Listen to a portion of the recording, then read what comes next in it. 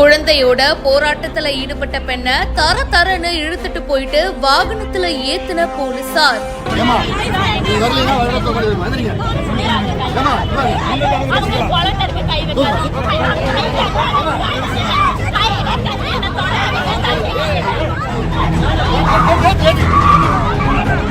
கோவையில வெவ்வேறு வழக்குகள்ல சண்முக கிருஷ்ணன், சூர்யா, ஹரிஹரன் இவங்க 3 பேரையும் போலீசார் கைது பண்ணிருக்காங்க.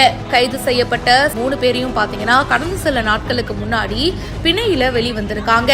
இந்நிலையில இவங்க 3 பேரும் 20 கிலோ கஞ்சா வச்சிருந்ததா இப்ப கோவை பந்தய சாலை போலீசார் கைது பண்ணிருக்காங்க. பிணையில வெளிவந்து 13 நாட்களே ஆன நிலையில போலீசார் இவங்க 3 பேர் மேலையும் பொய்யான வழக்கு போட்டிருக்காங்க அப்படின்னு சொல்லிட்டு அவங்களுடைய குடும்பத்தினர் கோவை நீதிமன்றம் பக்கத்துல சாலையில அமர்ந்து போராட்டத்துல ஈடுபட்டாங்க.